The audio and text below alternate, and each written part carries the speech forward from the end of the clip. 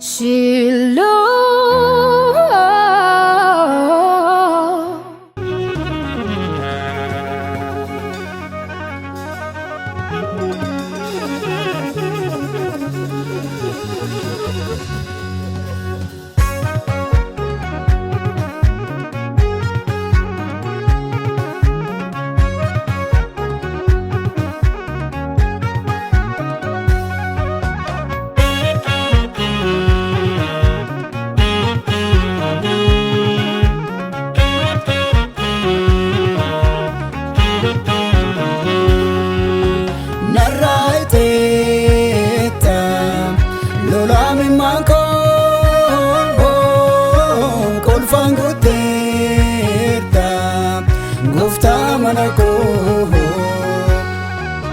Natti tolera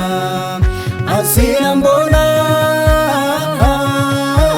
omtu nambasu boba ke jala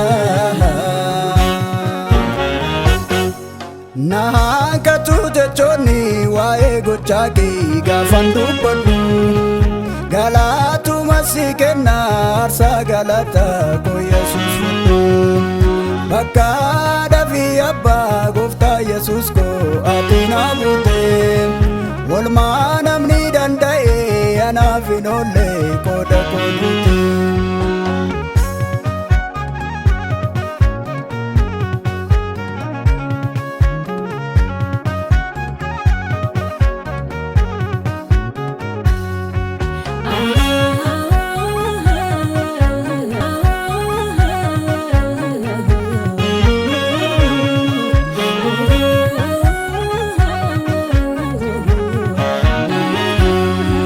Fokkisa jireenya koo gofta yesus ko situ barese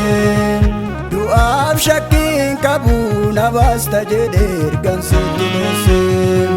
kan koolu sitti galeef situ taafi da'uuf gachana kanaaf shakkaan jiraadhu gofta yesus ko jirtaan afaana narraa iteetta lolaami maanko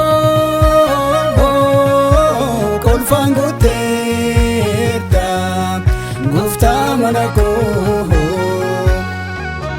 natti tolera asinan bona omtu nambasu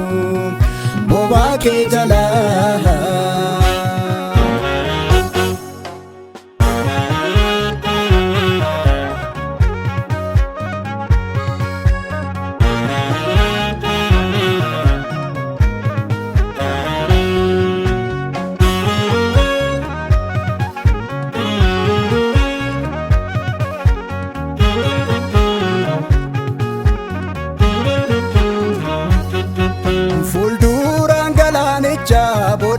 loltuun fariyoon marsee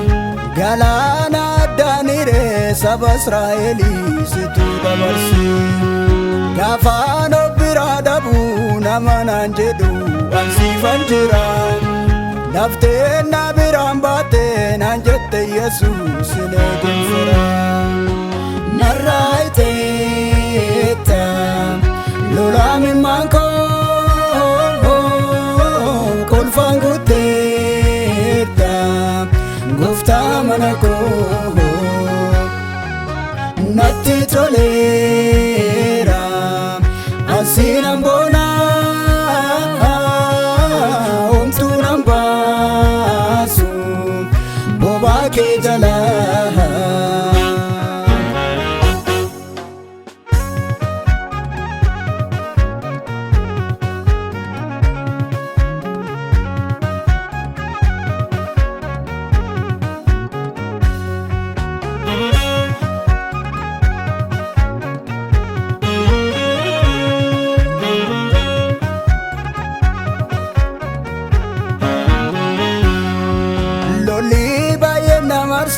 kesi koboe gafanni padu